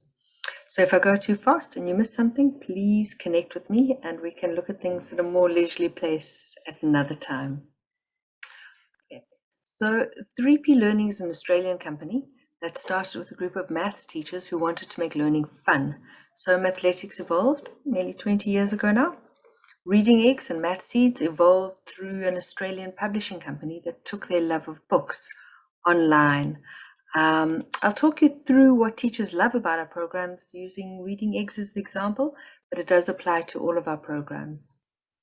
Okay, firstly, teachers love our programs because their students love the programs. And often our teachers, well, for our teachers, that's really where it starts. They may do a free trial and their students love it so much that their interest grows from there. Why do students love it so much? Well, the programs are very cleverly designed to mimic life in a computer game kind of a way. So students earn eggs or points, which they then get to spend shopping for clothes, for their avatar, or for a pet, or a sound system for their house, or their tree house in Math Seeds. It's designed to captivate all personalities. So my one son hoarded all his eggs to have a big bank balance, and the other spent everything to have the coolest avatar and house. students do a placement test that takes them on a learning journey. So you can have all your students working at completely different places in the learning program at their own pace. This is kind of what the program looks like. The reading eggs, the beginning part, there's always a little video that introduces the concept. So this is the introduction of the phonics letter. Click on M. Oh, makes a sound.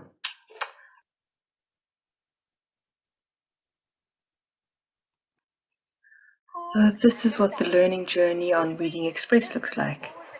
Again, lessons start with the video that explicitly teach the concept, and then it scaffolds the skills until they come across a book at the end with all the skills they need to comprehend the text and answer the questions.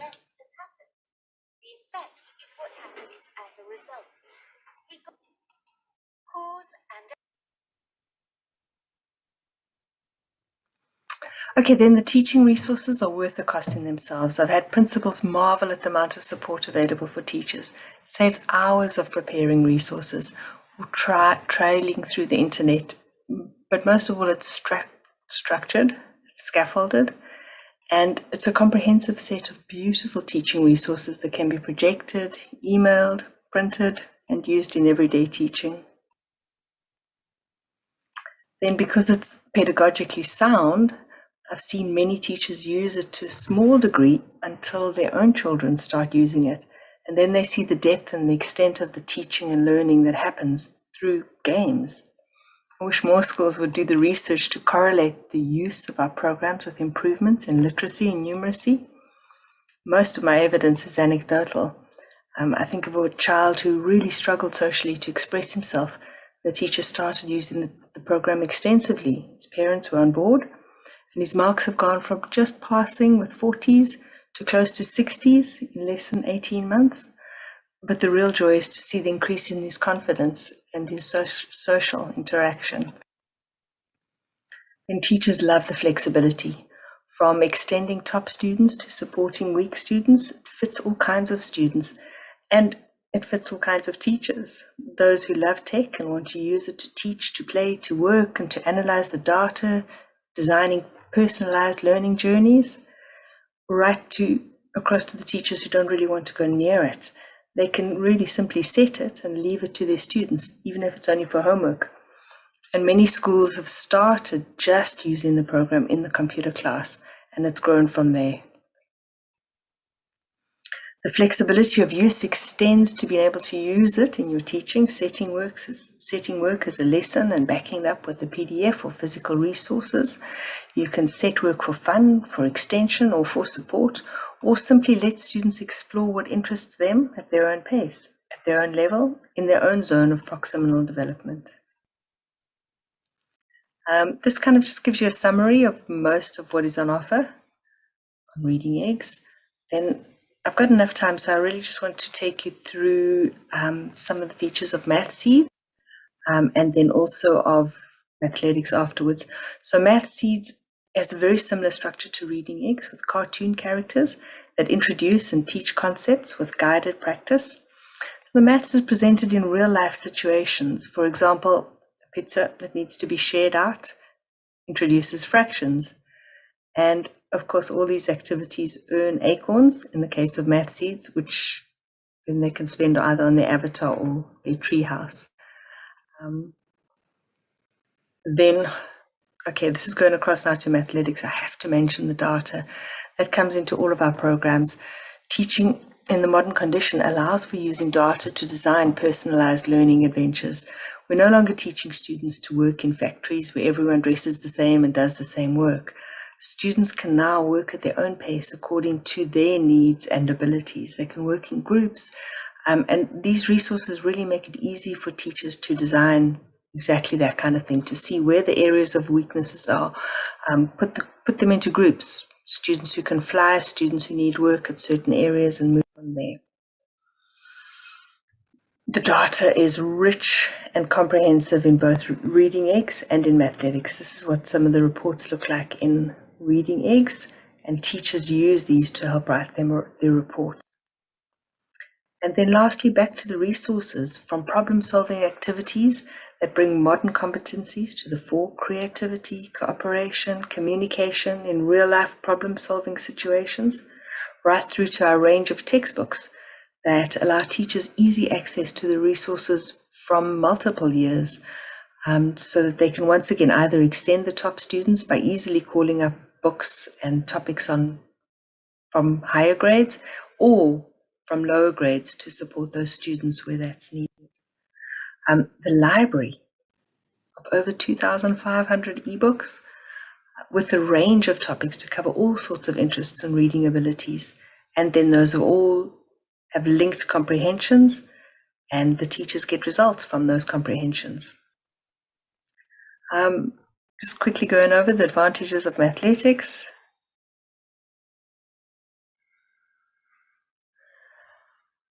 And lastly, please make contact if you'd like to try out our free trial, or if you'd like to connect for a full demonstration, or to register for one of our competitions.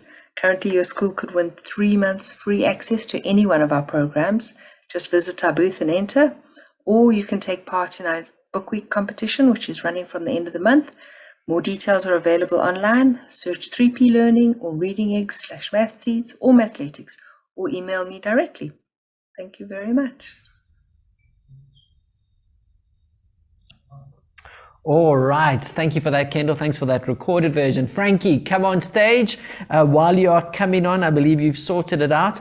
If you'd like more info on 3P, please check out the poll. And what's great is they're actually offering, for any new customer, you could win 3 months worth of access for Mathletics, Reading Eggs, and Mathseeds for as many students as your school has. So if you're not using them yet, please visit their booth to find that out.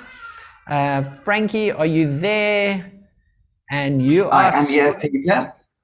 I am. That's brilliant. So I can see 2 sides of a screen. On the right, I can see Feeling Blue. On the left, I can see our screen.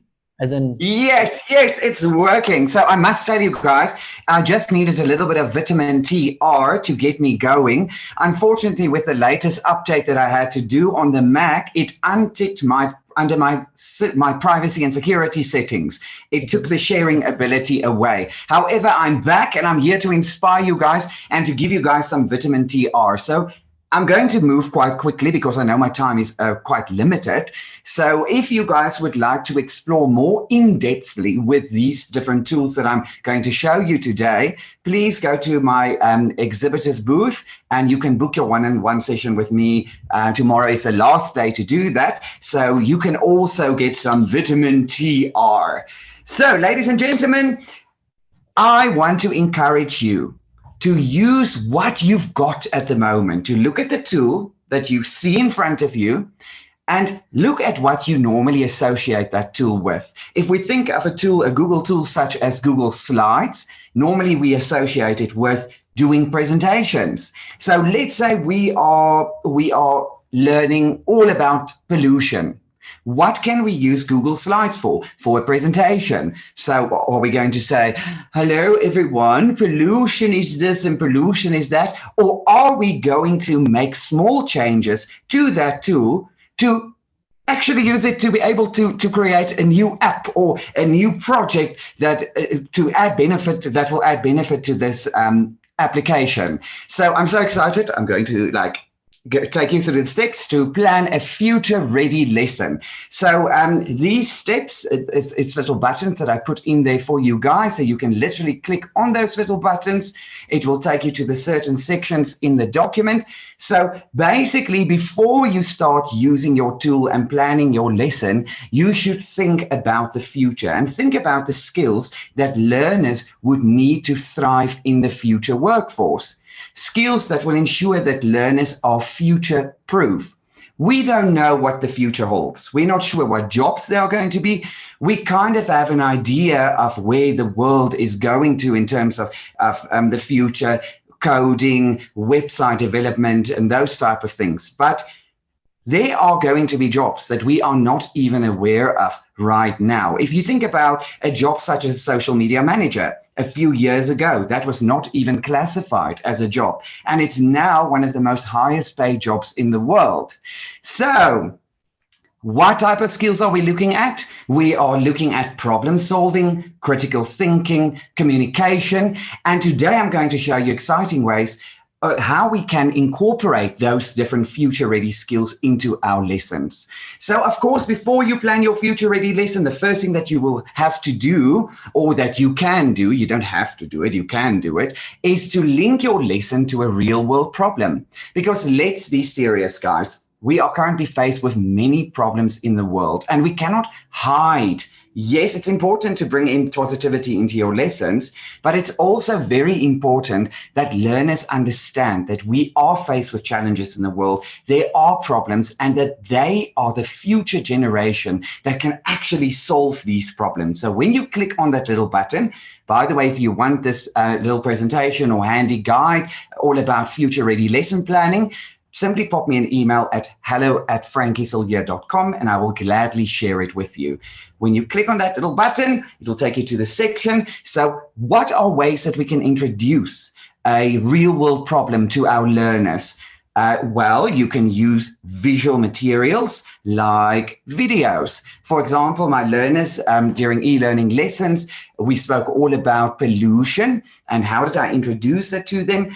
I actually showed them a documentary narrated by David Attenborough. I hope I did that right, David Attenborough. And this gave them a visual representation and explanation of the problem that we're dealing with, in this case, pollution. Other real-world problems or challenges that we can look at is electronic waste, bullying, racism. It is important, once again, and I would like to reiterate this, that it is very, very important that they don't hide away. We don't hide our learners away from these problems. They need to understand that there are problems, and like I said earlier, they are the future generation that's going to help us solve these problems and come up with solutions. So I've mentioned there that you need to make use of visual media, documentaries to introduce it, but also encourage, especially with the older kids, encourage them to introduce the problem. They can create their own video content explaining the problem to the rest of the class. So that's just a little bit of different thinking that you can incorporate into your lessons. And then, as much as you feel like you want to guide your learners and you want to give them these problems like pollution and electronic waste, allow them to identify the problems as well. And that will also encourage them to just think out of the box and think more innovatively. So when you want to go back to the navigation page, you can simply click on that little home button. The second step when planning your future-ready lesson is, what are the future-ready skills that you want your learners to attain? And remember, I told you earlier, the type of skills that we're looking at are skills like problem solving, critical thinking, communication. Braveness is also a future thinking skill. Let's not forget that. Very important to encourage your learners to be brave, because that's the only way they are going to feel willing to explore with the different tech tools. Collaboration, acknowledging their efforts. It's very important that we teach our learners to acknowledge, number one, their own efforts, because it's a form of self-love, as well as acknowledge the efforts of the other learners. We so focus in today's world about our connection in terms of Wi-Fi and the internet, but we sometimes forget about the human connection. So when you incorporate these tools into your lesson, it's important that you also address the human aspect, the human connection, and not only that wonderful Wi-Fi connection.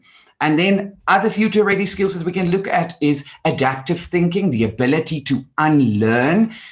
We need to move away from just memorizing content that is long gone. We need to learn to actually equip our learners with skills that will enable them to adopt adaptive thinking. So once again, future-ready skills, skills that learners will need or students will need to thrive in the future workforce, whatever the future may hold. The third one is to decide on your tech tools. And for this example, we're going to look at a Google tool. So to use the Google tool in an unexpected way. So how can you try to change your thinking around this Google tool? Well, you can ask yourself 2 questions. The very first question is, what do people usually associate the tool with? I told you earlier, if we look at something like a Google slide or a PowerPoint presentation, we normally use it for presentation purposes only. But if we change our thinking just a little bit around that tool, we can create amazing things. And that brings me to my next question. How can we use the tool differently? So what are the steps that you can consider? And remember, these are just my viewpoints. You can add to them. You can add 5 steps if you want to. I just put 3 steps for you there because time is limited. So the first step is, of course, to identify the skills and to ensure that kids are tech and future ready. So this type of skills that we can look at is not only future ready skills like problem solving and critical thinking, but also think about the skills around the tech tool. What can I create with this tech tool that is completely different? So then, of course, we're going to look at the tech tool. And in this example, it is Google Slides. And for you to be able to use it to its full potential, you need to know the tool. So how are you going to ensure that your learners know the tool if you know the tool? And it doesn't necessarily mean that you have to know everything about the tool. If you know the basics, learners can explore with you, and together through that mutual learning process, you can come up with more innovative ideas around that existing tool. And then the last thing is, of course, to think, how can I add value to this tech tool? Good. It's got functions within the tool. If you look at the format bar at the top, there are different styling options, formatting options that we can explore with. But what else can I use to make my specific tech tool that I use even more amazing with more features? And one way to do that is through Chrome extensions. And if you guys click in this little handy guide on that little video thumbnail, I showed you exactly how to install Chrome extensions. And I specifically focused on a Chrome extension called Cami. They are based in New Zealand. And what they basically do is, or what their Chrome extension basically does is, it allows you to turn a static PDF document into an interactive document. But I'm going to show you guys more about that. So you can click on that little video or on my link there, which will take you to my article. The 4th step is, what are the app-specific skills that you want your learners to attain? So remember, to become brave, for learners to become brave, and explore beyond the initial purpose of the tool. So remember, Google Slides, the initial purpose of the tool, or the usual thing that we associate the tool with, is using it as a presentation tool. So if we want them to go beyond that, they need to understand the basics of the current tool first. If we look at Google Slides, for example, what are the basics that we need to understand? The toolbar, formatting options. Maybe we can focus on creativity and allow them to create, or encourage them rather, to create amazing designs for the apps that they're going to develop using Google Slides, and using the shapes tool that are already within this specific tool. Things that we can look at are also colors and different fonts. But then what is amazing with this, when you go through this whole journey, and I'm going to show you guys how to create an app using Google Slides, by the way. So when you go through this whole journey, what is amazing is to see that learners learn the more technical skills in a subconscious way. For example, they learn all about user interface.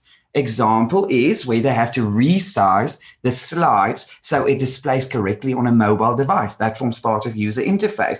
So learners learn these type of skills subconsciously.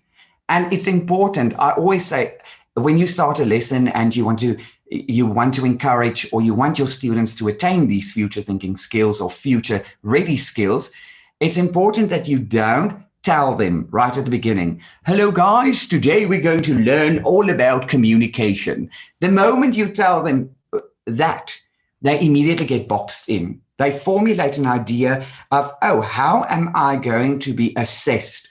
Or is sir or ma'am going to look at how many times I communicate? So don't box them in. It's important that they learn these type of skills, technical skills, future-ready skills in a subconscious manner. And after you are done with the lesson, you can talk about it as a reflective way, where they can basically reflect on the activity and say, or you can ask them questions such as, where do you think we use communication? Where did we use creativity? Where did you have to solve problems? Those type of things. And of course, they will work on user experience, where they have to build in little buttons that will navigate and take them to different pages. And that forms part of the UX, or user experience. And then the last one is allowing your learners to think freely, to free think. You need to create a mistake, or not a mistake, sorry. You need to create a safe space, a space where your learners feel safe to make mistakes, because that's the only way that they're going to learn, are through mistakes. If I think to my little ones, my grade 1s, 2s, and 3s, they're sometimes so scared, right at the beginning of the year. They're so scared to press buttons. And I always tell them, guys, you cannot break that thing. The only way it will break is if you literally throw it on the floor. So I said, make a mistake. The worst thing that can happen is we can fix it, and we can learn from it, and we can press undo. And then part of this free thinking stage of your future ready lesson planning journey is very important to go beyond of what is expected. So once again, look at the technology tool. How can we add value? So I formulate my viewpoint of how we can make this tool even better, but it's important to ask, what did we miss? What did we do? Or what can we do to add benefit to this tool? And then, like I said there, it's important that you encourage mutual learning and ask the following questions. How can I learn from my learners or my students, and how can they learn from me? Once again, that whole mutual learning process. What can we add to the problem or the solution? Guys, we identified the problem. Let's break up that problem into several different problems. And what are the solutions that we can come up with together? So I'm going to quickly show you just, I put a few photos there for you. This is a PBL lesson that I did with my class. So basically, how did I do this? Sorry, just to interrupt from the side. You're down to your last 20 seconds. Okay, perfect. Thank you so much, Peter. So this PBL lesson, basically what I did was I identified the problem. Learners also identified many problems within the main problem of pollution in cities. They built a project that showed a contrast between polluted areas in a city as well as least polluted areas in a city. They then documented their whole city building journey, and they used Google Slides to build their app. And under number 5, you can look at all the different skills that learners attained subconsciously. And of course, we discussed it. There's unfortunately not time now, Peter, for me to show you guys how to build the app using Google Slides. I'm so sorry, I spoke a lot. So, but they are more than welcome to book a one-on-one session with me. Awesome. Frankie, that there were so many points, and I saw some comments. My favorite one was you telling kids to try break it. You know, I just love that. I so often have, don't do that, you're going to break it, don't do that. And I even do that sometimes with my kids, but they're not going to break it. I thought that was brilliant. So I thought that's just the fresh way that you bring, I think, is going to have encouraged so many of our teachers out there just to think about things differently. So Frankie, we love it. We love how you think differently and you bring a fresh thought. If you had to give a shout out to all the teachers, what would you say? I would just tell them to be brave. Don't be afraid of the tech tool, and then just use the tech tool and think around the tech tool differently, because who would have known we can create apps using Google Slides? Come on, brilliant. And then Peter, just remember your vitamin TR. Because my colleague Ashley needs that at the moment. So Frankie, you were amazing. Thank you. Love what you do. Let's be brave. I'm now going to invite, we've got 2 more speakers. We're definitely running a little bit late on time. Last time we did a show like this, someone said I had to go because they're locking the school. So thank you for staying with us. We're going to have one quick 7-minute chat. And then our last session, which Rian will introduce, is Microsoft and Google Lens, 2 incredible apps that are free that you can use. So Stephen is on stage while he's turning on his mic. I'm going to read one quick thing that got posted in the chat, because Berna, you're in 2nd place at the moment with this. She said, busy teaching and students can't stop laughing. And I get very upset. And try to get them to focus, when I realized my dog sat behind me and is pulling faces. So I absolutely love that. All right, Stephen, it's great to have you on stage. Stephen is from Snapplify. Stephen, I've got some questions, or do you have something you would like to say? No, thanks, Peter, for having me on, and yeah, fire away. Okay, cool. So at Schoolscape, we love Snapplify and what they do. So Stephen, good question here. Snapplify has a great reputation when it comes to increasing access to digital textbooks over the years. You've also introduced a lot of new features. Could you tell us a bit more about what Snapplify has to offer now? I know you've got a variety of stuff, and I feel like there's always more. So what's the latest? What does Snapplify have? Yeah, thanks, Peter. Yeah, I think when we started, we definitely developed a reputation. We were well known for making e-textbooks accessible to schools. But Snapplify has really grown to become a digital marketplace for schools to conveniently access a much broader variety of resources. Of course, we are the largest provider of e-textbooks in the country, actually on the continent, across all curricula, including IB and Cambridge and IB content too. But recently, by popular request, we've also introduced hard copy distribution.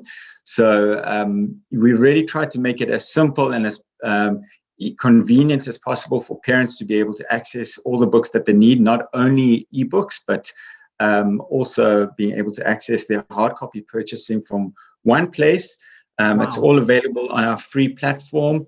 And and the great thing is we realize that a lot of schools have long-standing relationships with the existing hard copy suppliers.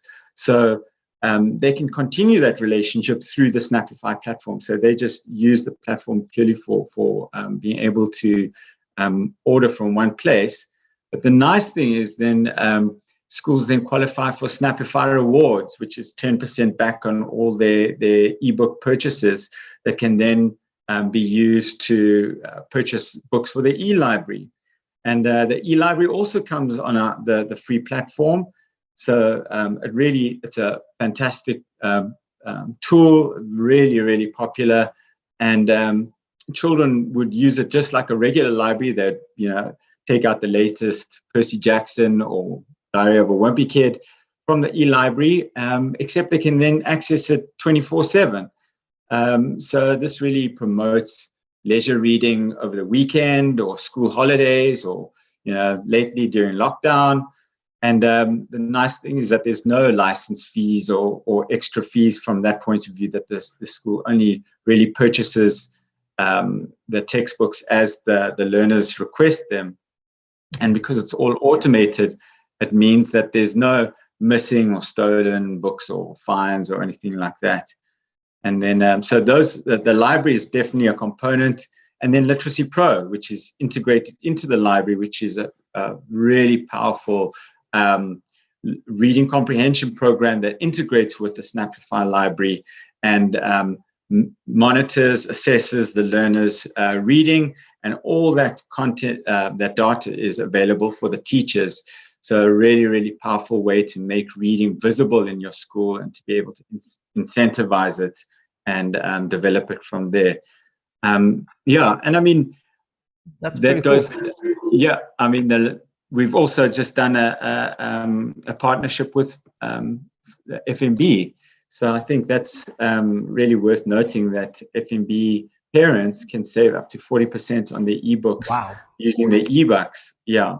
And a number of teacher benefits. I know Jean was on yesterday talking about the teacher benefits, and that's thousands of books that are available for free for teachers on the Snapplify platform from All Copy, from Cambridge University Press, and the Answer series. So Stephen, you mentioned you actually do physical and digital copies, so you can help with both. Quickly, just for the teachers, what would you say top benefits for digital, going the digital rather than physical route? Yeah, so as I said, we don't prescribe ebooks or hard copy books, that we really are a marketplace to make things as accessible and easier for schools and parents as possible. But for schools that are using ebooks, there are a lot of advantages. Obviously, I think one of the main advantages is that ebooks have flexible loan purchase periods, license periods. So I can buy a book for a child to use for 1 year. So a parent can pay less than 50% of the cost of a hard copy book for a digital book. So there's a huge cost saving involved there. And then also there's a lot of other factors. Ebooks are never out of stock. So we work with a lot of schools where, due to logistical issues, bookstores are out of stock. Mid-year they'll come and get the ebooks, and they have the access immediately. And then, of course, things like the reader. The reader is a often overlooked element of using digital content, but the Snapplify reader, besides things like the academic tools like notes and highlights, there's also features like the text-to-speech and using a dyslexic-friendly font on your books. And then using link sharing between Microsoft Teams or Google Classroom. That just makes the engagement with the text a lot more dynamic. That's pretty cool. Thank you. Oh, I think I'm echoing. Stephen, I think, let me ask a quick question. Sorry for the echo. If a teacher's sitting there going, do I need Snapplify? Do I not need Snapplify? If they're sitting on the fence, what would you say to the teacher? And you've got 30 seconds. Okay, 30 seconds wrap. I think there's a lot of misconceptions about using digital content. Firstly, I would say it doesn't have to be either or. It doesn't have to be you're only using one or the other. You could use a hybrid system that combines using ebooks and hard copy at the school. Also, another element is the cost. Many of our schools are low quintile schools. Our basic tier is absolutely free. You have access to all those free teacher books, the digital library with over 50,000 free books in all South African languages. So that is completely free. And then from a support point of view, you don't have to worry about using digital content. Now I need this massive IT department to support you. We have 7 days a week from 6 in the morning to 10 o'clock at night. Our IT support team is available every day. So there's a lot of misconceptions, very easy. And my suggestion would, give it a try, take it from where you are. And teachers can contact us. We have a booth, and just reach out to us. Cool, Stephen, thank you. I would strongly recommend for the teachers, try it. You can go on, you can check it out, you can play with it. You as a teacher can go do it. So we love to Snapplify what and it's completely free to try out. I'd really recommend go try it out. If you want to try it out for free, just enter the poll, and then Stephen can actually just send you the steps on how to get it for free and how to try it. So please click, there's a poll for them. Stephen, thank you for what Snapplify does. It's a proudly South African company that is going around the world and is having a huge impact. So it is so cool seeing something so cool coming out of Africa. It's absolutely amazing. So Stephen, thank you.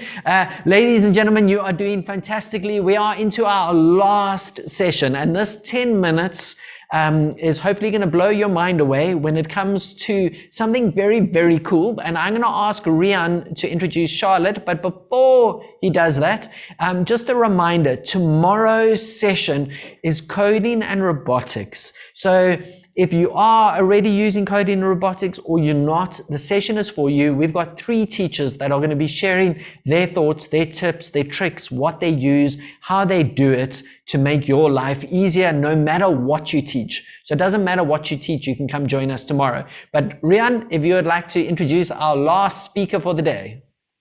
Thanks, Pete. Not just introducing a speaker, but someone that I met whilst still teaching at school. So Charlotte was a teacher at a school nearby, and I met her there. She's doing great work. I'm a big fan of what she's up to. Charlotte's going to do the last session, and she's got to really top Frankie's energy and possibly vitamins.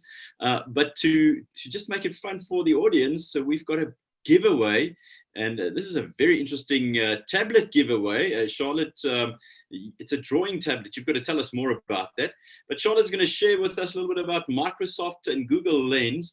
So those who are sticking around will be part of the draw. We're looking for the best comment, best quote, or best question around this session. The judge's decision will be final. And then the winner will get a Wacom Intuos drawing tablet. What the heck is that? Charlotte, welcome to the stage and tell us about the tablet and then jump into your session. Thank you. Hi, thanks, Rian. It's very nice to be here, and I'm trying to get that energy to show Frankie how it's done. Well, firstly, the Wacom just changed my life. Last year with online learning, I don't know how I would have done it, and since then I've just been, if I meet a teacher, I'm like, do you have a Wacom? Buy it now. So it basically just plugs and play into your computer, and it works excellent with something like OneNote or Whiteboard or Word, PowerPoint, anything, and you can draw using a pen on the Wacom, and the possibilities is endless. So that's definitely a prize with taking risks.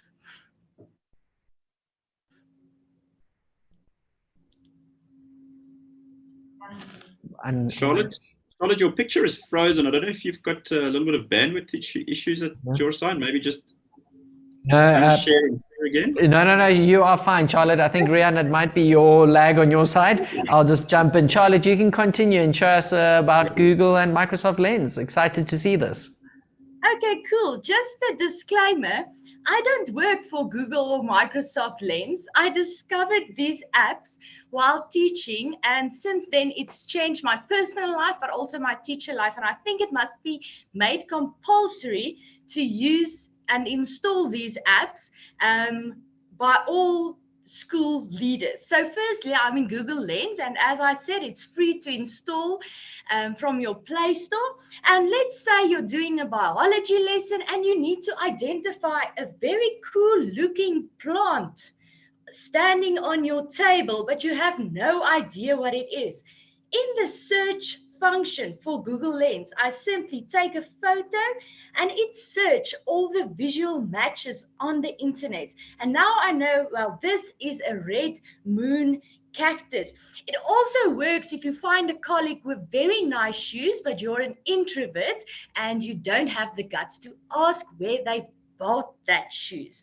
So another helpful use of this is when a student did an artwork and the student possibly said it's a unique artwork, you can take a photo of that artwork and it will search similar images on the internet. And there I can see, well, it's not that unique. She maybe took the idea somewhere else. Now, this is not even the cool part. The cool part comes with homework. Now, I'm quite sure that Google Lens is one of the reasons why students isn't allowed to use cell phones during tests. I take a photo of a maths equation on paper, and it not only gives me the solution, but also all the steps to get to that solution. And as well, a few Google searches explaining why that solution is that, as well as a few videos on the internet. Very helpful for students struggling without a math teacher at home. So next, I want to show you the text option. Now, I've written a little paragraph on my piece of paper here, and I'm taking a photo with Google Lens, and I'm selecting this text. And now I hope you're going to hear it. I can say, listen, and it reads my text. It's a bit soft. I don't think you heard it, but it reads even my beautiful handwriting. It reads, and it reads it also in other languages, which I'll show you now. So I've selected this text, And I can now copy it, as you can see on the bottom of my screen. And I can also say copy to computer.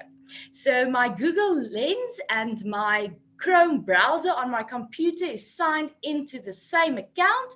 I select my computer, and I'm quickly going to show you with my camera. I can now paste on Word, and it pastes the written text digital in my Word, and I can edit that text. It also works with printed text. So I'm here in a textbook, and I take a photo of the text. I select, for instance, this paragraph. I say copy to computer. I select my computer again. It's copied on my Word. I just go and I paste it. And that paragraph that was just printed in my textbook is in Word and ready to be edited. All right. Now, Translate is my personal favorite, and I think this will do wonders in second language classes. So I'm on Translate on Google Lens, and hovering again on my written text, it auto-detects the text in English and translates it to Afrikaans. I can now select that text and again, copy to computer, or even copy text and paste it in a WhatsApp or in an email. I can also translate it to any of these languages. I mean, who doesn't want to know how to speak Chinese? The best of all, with the listen feature, which you're not hearing at the moment, you can read that text and listen to it in another language. So in short, that's Google Lens, and now Microsoft Lens. You'll see you can basically do quite similar things with Microsoft Lens, but the main thing I want to show you today, I have this printed paper of all the employees. Let me just close this textbook. Of all the employees at my office and their email addresses. So I'm in Microsoft Lens. The first option is document, and I'm taking a photo, bit blurry, but it will work. This also works if you want to take a photo of any document and save it as a PDF. Now I can adjust the borders because the paper was a bit not straight. I say confirm. I can crop and do a few things, but I'm done now. And it gives me the option, as you see, I'm logged in with my Office account. And it gives me options, gallery, PDF, OneDrive, Word, etc. I'm going to use PDF and Word. I click Save. And now it just takes a few seconds to transfer. I'm going to show you again here on the camera. Inside my Office Lens folder in my OneDrive, it creates a Word document with this printed paper in an electronic format, and I can just go and see where it didn't quite, was a bit blurry, so it didn't quite copy that email address, but it also gives me the photo of the original version, so I can just make sure everything is correct. And in a nutshell, that is Google Lens and Microsoft Lens. So let me just unshare my screen here. And if anyone has any questions, just go and explore and have fun. That's how I discovered all of these features, and it's changed my life. That is amazing. Rian, any comments from your side? No, yeah, well done, Charlotte. I'm really amazed and love the comments in the chat box. Yeah. I think the application value of it is so general that most teachers will come up with their own ideas, and that's what I like about tools. It's not an application. it's a tool to really push you to your creativity and boundaries and use it in your own context. When we talk to schools, we say sensible tech integration in your context. So use this tool and go ballistic with it. So well done, Charlotte. Thank you for sharing with us. So Charlotte, I know you guys have kindly given us that prize, and we said the best comment is going to win it. So Charlotte, what we need you to do is to take the next minute and read up through the comments, and there's a lot. You got to read back, and one that grabs your attention is going to be the winner. Is that all right? Okay, so it's not because it was a wow presentation. It's just because they want to win all these comments. I think it was a wow presentation. But yeah, so you look through and get us a winner. While you are doing that, just a reminder, we have a social media competition, and yesterday's winner of our social media competition, they went on, they started following us, and they are winning from Sonic Wall 1,000 Rand Take-A-Lot voucher. So always a big thank you to Sonic Wall, and that is Jessica Blake, just won herself 1,000 Rand voucher. And then we also have a 500 Rand voucher giveaway for the best comments of a teacher online. But Charlotte, do you have a winner for us? Yes. Or are you still searching? Because there's a lot. I'm searching, trying to get back to that other comment. And who is the winner? Okay. Well, the winner here today is just because this is such an excellent application or way to use Google Lens, and you don't even need all your learners to have it on their phones, is Genevieve Hardy. I hope I'm saying it correctly. She says, I used Google Lens this year to identify a spider in the garden at school and also a strange looking caterpillar outside my classroom. Love it. Awesome. So sorry. So that was Genevieve Holzer. Is that correct? Hardy. Genevieve Hardy. Okay. Yes. Well, that's good, because Genevieve Holzer is a winner on our other competition. So Charlotte, thank you so much for that incredible prize. Thank you for joining us. We really appreciate that. And I saw a couple of people said installed. So please go install that. And thank you also, Charlotte, just for your partnership of your organization of Schooler, just joining us in this event. It's just really, really well appreciated. So thank you. So now I'm going to give away the 500 Rand voucher. So Genevieve Holzer said the best comment. She said, I asked one of my students to put his camera on so that I could see him doing the work. Forgetting that it was on, he continued to play with his dinosaur and roar quite loudly during my lesson. Yes, I love that. So cute, so amazing. So Rian, anything just for us in closing that stood out for you today? And Kevin, if you are about, you can also jump on stage. Yeah, Peter, I think it's critical, the work that we do in tech in education, that we really spend time and take time out. I spoke to a few schools that said we're going to have to go on site or be in person again to have great experiences, but it's not true. We can get great experiences on a platform like this. And I just love all the teachers online. We've got to appreciate the work they've been doing the last 16, 17 months. And one of the comments, apart from the spider one that I thought also was the winning one, wow, that's mind-blowing. And I think we've got to engage our minds more, not just go through the motions. So teachers, get your minds going, and this is good juice for you. So great to be spending the afternoon with you, and have a great one. Over to you, Kevin. Kevin, just before you answer, Ashley, Rian is the new Ashley, so I just want to put a comment because I think Ashley is watching. So Ashley, what do you think of the new Rian? So you can comment that if you are still watching. Kev, what stood out to you? Peter, I really enjoyed this last session. I thought that was really cool. I've used Google Lens. I think I used it ages ago, but I never actually used it in a classroom situation. So just seeing somebody else use it and the way in which they use it, that was really awesome. It's cool. Awesome.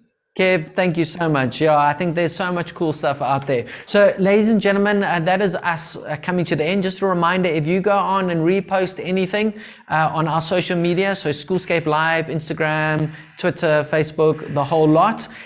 You can win another 500 Rand Take a Lot voucher from Sonicwall. Big shout out to Sonicwall. They do cybersecurity. It's amazing. Also, just a quick one. In one of our exhibitors, we wanted to highlight a School Advisor Tenders. So it's a partner company of Schoolscape. If you are looking for a big bulk purchase and you are looking to actually run it as a tender, School Advisor Tenders will help you with the whole process, and they do that for free for the school. So it's an incredible option if you are looking. So check them out. And then a big thank you also to Rian. Rian, thank you for being the new Ashley. Ashley for Leon says, but I'm going to be making my comeback soon. So thank you for stepping in. And also just Rian, yeah, just what FEDSAS does for governing bodies, what you do just personally also in the tech space is actually amazing. So we appreciate just FEDSAS and your support of this event as well. So thank you. And ladies and gentlemen, that's it as us for the day. So we'll see those of you that are joining us tomorrow morning.